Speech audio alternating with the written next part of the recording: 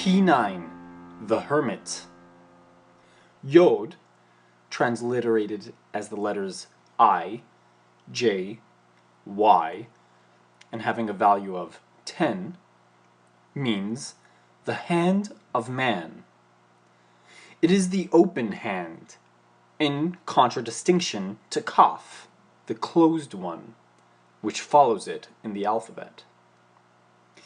Yod indicates power, means, direction, skill, dexterity, but it is the sign rather of tendency, aptitude, inclination, predisposition, or potency than of actual activity. In the religious symbolism of the world, the open hand is everywhere and at all times a type of beneficence and of the freedom of the Supreme Spirit. In the Kabbalah, this letter has special importance because it is the initial letter of the Tetragrammaton, Yod-He-Vav-He, Jehovah, Yahweh, and the initial letter also of the word Yod-Cheth-Yod-Daleth-He, Yakida, the term used in the wisdom of Israel to designate the indivisible one, the Supreme Self, having its abode or seat in Kether, the crown at the top of the tree of life. Kabbalists, moreover, say that the upper point of the letter refers to Kether, the primal will, while the body of the letter represents the second Sephirah, Chokmah, or wisdom. The sense of touch is that which is attributed to Yod, and the same letter in Kabbalah corresponds to the function of coition, in which the sense of touch is particularly active. Esoterically, the letter Yod corresponds to the experience of union with the Supreme Self, the true I Am of the cosmos. This experience, intensely blissful, is often compared by occult writers, both ancient and modern, to the intense physical ecstasy of the sex embrace. Prudes may quarrel with this comparison. Let them read the Song of Solomon, the mystical poetry of Persian Sufis, or some of the narratives of Christian mystical experience, and they will learn that some of the best minds the human race has ever produced have not scrupled to employ intensely erotic imagery in their endeavors to describe the bliss of union with the One.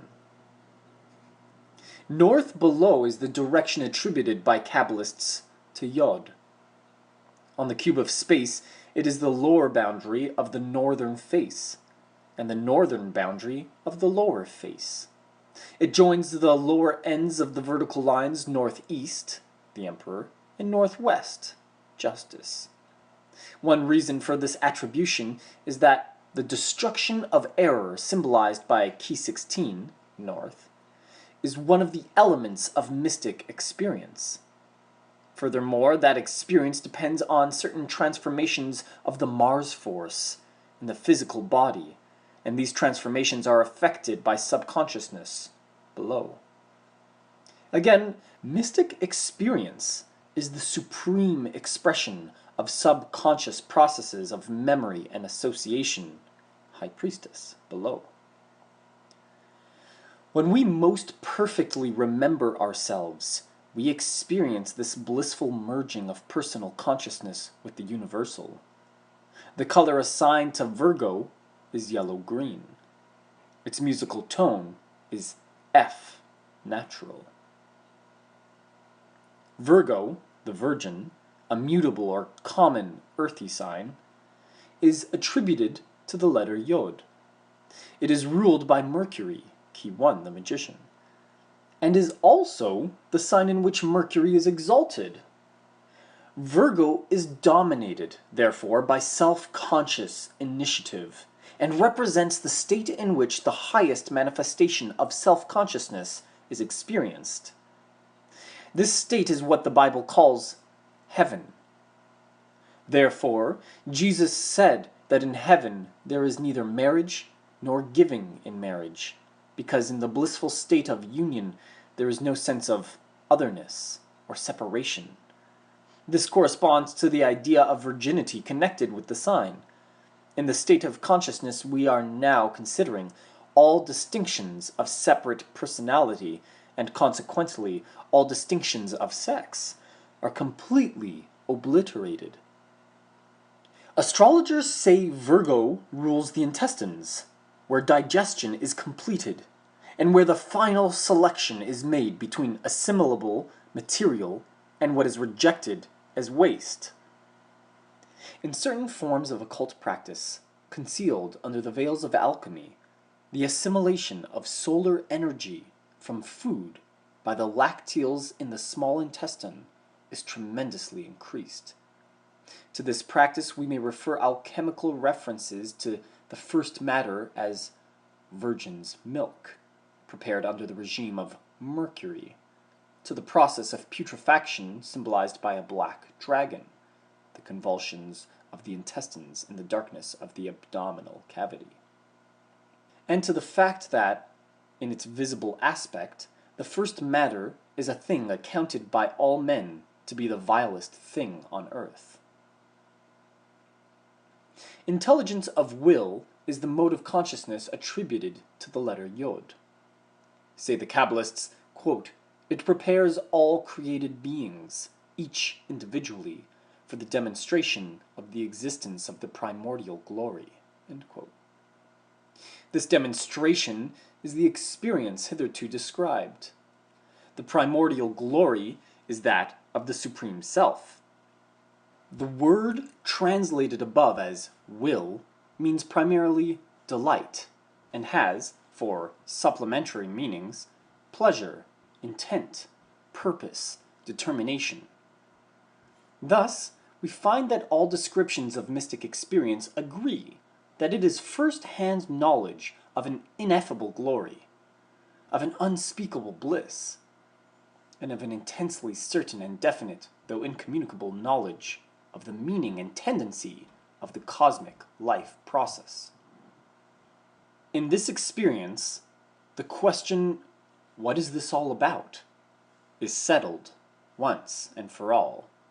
In it, too, the knowledge that there can be but one free will in the universe, of which free will all things and creatures are personal expressions, is a knowledge established forever.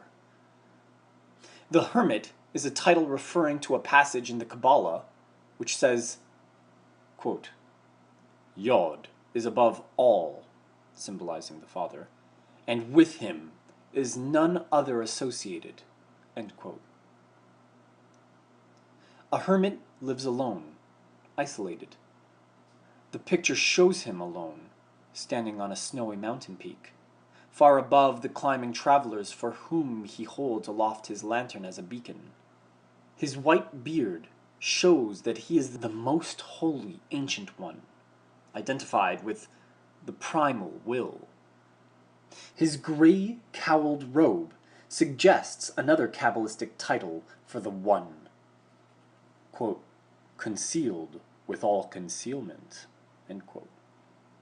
He is the source of all, yet is he also the goal of all endeavor. Every practice in occult training aims at the union of personal consciousness with the cosmic will, which is the causeless cause of all particular manifestations. At first, it may puzzle you to account for the fact that a letter assigned to the direction north below should be symbolized by a man standing on a height. Remember the axiom, "That which is above is as that which is below." Remember also that such words as cause, source, origin, etc. are related to that which is basic, fundamental, and therefore at the bottom of things. Again, 9, the number of this key, is a number of completion, as you learned in chapter 2. But in the same chapter, you were told that this completion is inseparable from, and really identical with, the primary idea which begins the process of manifestation. The meaning should be even clearer after you have considered the analogies between 9, the number of the hermit, and 0, the number of the fool. The sign which precedes all manifestation is 0, and 9, final figure of the digital series, denotes completion, perfection, realization. The only perfect being must be the Absolute, and the Absolute is not only the no thing, the fool, but is also that which is completely alone, the hermit. Perfection is prior to and behind all manifestation, yet it is also beyond and above all things. 9, therefore, represents the Absolute as the goal of existence, while 0 typifies the same Absolute as the source of all. Consequently, in tarot, 0 is a youth, looking upward in the morning light, but 9 is a bearded ancient, looking down at night. The hermit and the fool are two aspects of that which is the foundation, 9, of all manifestation. The hermit is the ancient one, above all things, yet supporting all. He precedes everything, and when considered in that aspect, is forever young, the fool. Yet he will continue when all else has passed away, and he is the term of all our hopes. He stands in darkness because what is behind our personifications of the supreme reality is darkly incomprehensible to our intellects. The darkness represents also the hidden, interior, subconscious field of the divine operation. The peak whereon he stands is snow-capped, because to us this ancient one is an abstraction, cold and far removed from the warmth of everyday life. Yet he himself carries his own light, and holds it aloft for the benefit of those who toil upward toward him. It is the light of a golden six-rayed star, and its interlaced triangles are symbols of union. The 6 points of the star hint also at Virgo, 6th sign in the zodiacal series. Although the hermit seems to be alone, he is really the way-shower, lighting the path for climbing multitudes below.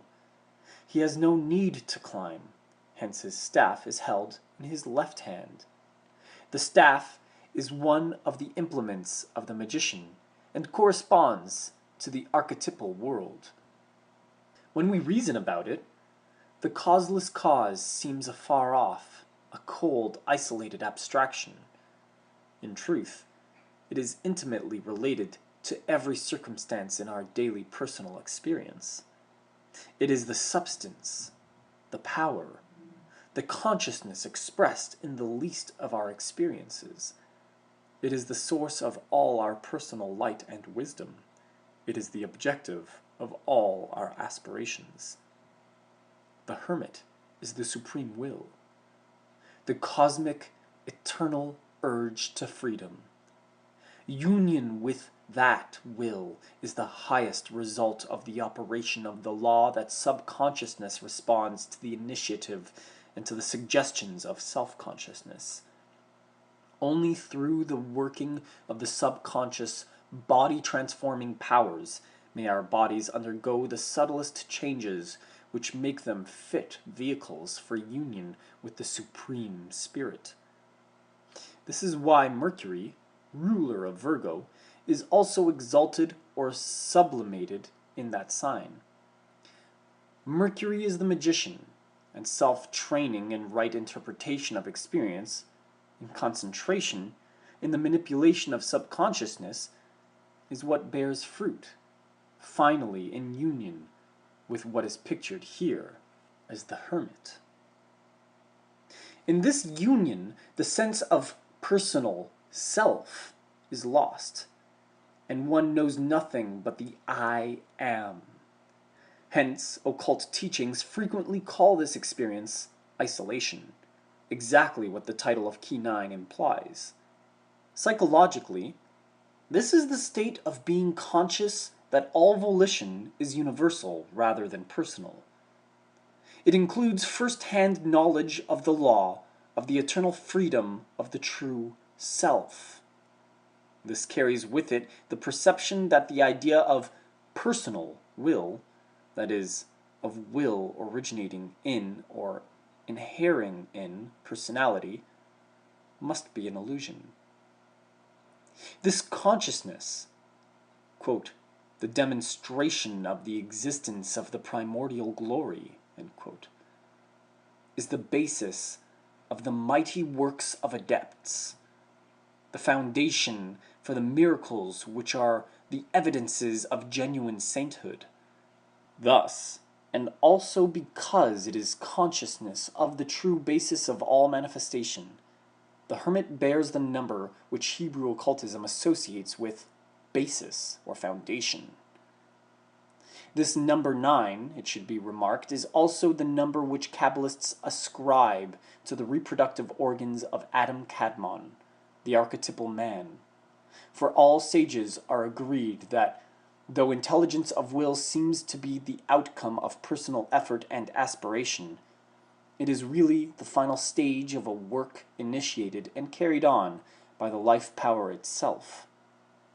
That work, they say, is one in which the heavenly man reproduces himself in the image of the earthly. Herein, some of our readers may find a clue to the inner meaning of the doctrine that the Christos is begotten, not made.